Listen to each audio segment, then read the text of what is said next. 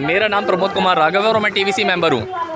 ठीक है, central zone Lajpat Nagar से। वहाँ पे तेरखंड की मार्केट है। तेरखंड से मिस्टर रामाशंकर हैं, ये टीवीसी मेंबर है, और मेरे साथ ये लाल सिंह है, ये भी टीवीसी मेंबर है, और उपेंद्र झा जी हैं, ये टीवीसी मेंबर है। तो हम 4 लोग वहाँ से टीवीसी मेंबर हैं। हमें ये पावर दी गई थी कि उस समय पे कि आप वेंडिंग सर्टिफिकेट इशू कर दो इन्हें। वेंडिंग सर्टिफिकेट हमने हम और एमसीडी के कुछ जो चुने हुए अधिकारी होते हैं, 30 मेंबर होते हैं, जिसमें से हम 12 लोग चुने होते हैं जो प्रतिनिधि होते हैं जनता की तरफ से चुने गए हैं, रेडी पटरी वालों की तरफ से।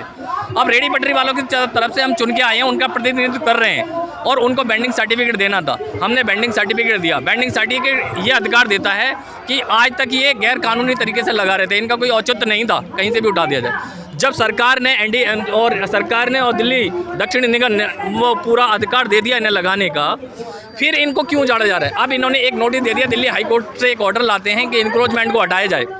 जो बंदा 20-25 साल से वहाँ पे रोजी रोटी कर रहा है, एक तरफ तो प्रधानमंत्री कहते हैं कि अपना स्वरोजगार चलाए, चाय बेचो या कुछ भी अपना व्यवसाय करके अपना रोजी रोटी का पालन करेगा वो बेचारा, और दूसरी तरफ ये उसी पटरी को उजाड़ने का काम कर रहे हैं। ऐसा क्यों? एक तरफ तो लोन दे रहे हैं, एक तरफ लोन दे रहे हैं, बैंक लोन में धक्का खा रहा है, जा रहा है किसान। 10,000 रुपये का लोन मिलता है उसे अपना बिजनेस चलाने के लिए। वो बिजनेस कौन सा चलाएगा? वो एक पटरी पे बैठा है, वो पटरी पे लोन भरेगा। जब वो आप उसे उजाड़ दोगे तो वो लोन कैसे देगा?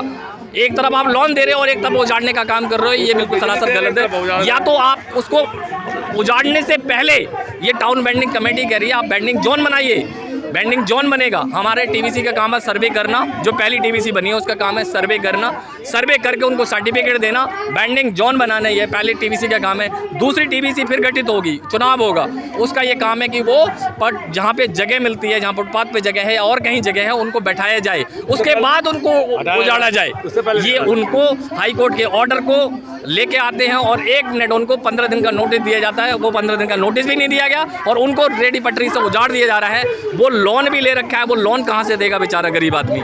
मेरा ये सवाल है। आप ये बेंडिंग सर्टिफिकेट देखिए और इसमें कैमरे से दिखाइए। इन्होंने जो बेंडिंग सर्टिफिकेट दिया है, एक तरह से एक झुंझुना पकड़ा दिया। इन्होंने दिखाया है कि जबकि वेंडर जहाँ बैठा है उसका एड्रेस होना चाहिए, यहाँ पे कोई एड्रेस नहीं है, उसके घर का एड्रेस दे दिया है। ये देखिए तेरखंड ओखला फेस 1, उसके घर का एड्रेस है। उसके बाद यहाँ पे दिया है कि 93S में वो लगाता है। अगर 93S को 2 किलोमीटर 4 किलोमीटर के एरिया में है तो वो कहाँ डिसाइड करे? पुलिस वाला कहता है कि यहाँ पे भैया तेरा 93S है, तू यहाँ बैठा है, हमें नहीं पता कहाँ बैठा है, तू 93 में कहीं जा, यहाँ नहीं बैठेगा।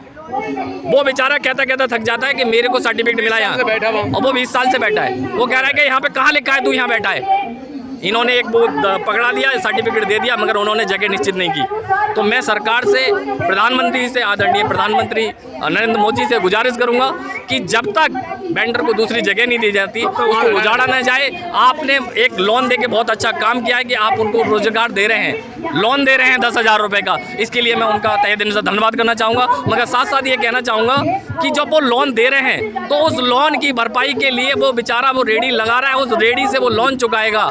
जब आप उसे उजाड़ ही दोगे तो वो लोन कैसे देगा? तो सबसे पहले मेरी गुजारिश है उनसे, बेंडिंग जोन बनाया जाए, दूसरी टीवीसी जल्द से जल्द बनाई जाए, बेंडिंग जोन बना के और इनको उस जगह पे बसाया जाए, उसके बाद वहाँ से उजाड़ा जाए। उससे पहले अगर उजाड़ते हो तो पूरी दिल्ली में त्राही मच जाएगी, लोग सड़कों के आ जाएंगे, चोरी करेंगे, डकैती करेंगे।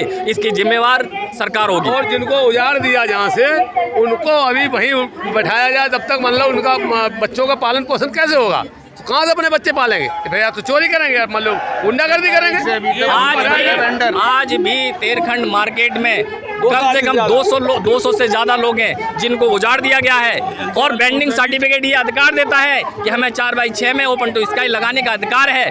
वहाँ पे दिल्ली पुलिस और ये कह रही है कि जब तक हमें सुरक्षा देने का काम है, हम सुरक्षा दे रहे हैं, आप यहाँ पे नहीं लगाओगे, आप डीसी से ऑर्डर लेके आओ तब लगाओ। जबकि डीसी से जब तोड़ने के वक्त बात हुई थी तो डीसी साहब कह रहे हैं, मेरे पास वीडियो है उसका, कि वहाँ पे कह रहे हैं ओपन टू स्काई लगाने के लिए मैं मना नहीं कर रहा 4x6 में, मगर फिर भी पुलिस वाले कह रहे हैं कि आप लिखवा के लाओ ये चीज़। जब उन्होंने वीडियो में बोल दिया, क्लियर कर दिया, फिर ये बात क्यों कह रहे हैं? वो ओपन टू स्काई में भी जब भी आते हैं तो बेचारा वो 3 बजे का समय है तो कहते हैं 5 बजे लगाओ। जब वो मंडी से आता है, अपना सामान लाता, वो छांटेगा, बीनेगा, तभी तो उसको लगाएगा।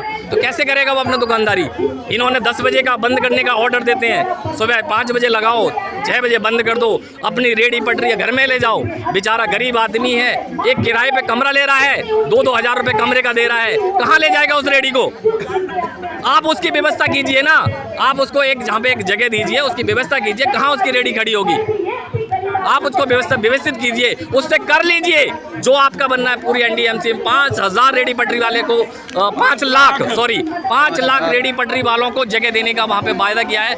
2.5% पूरी दिल्ली का जितनी भी पॉपुलेशन है उसका 2.5% लोगों को रेडी पटरी पे बैठने का अधिकार है कानून के तहत।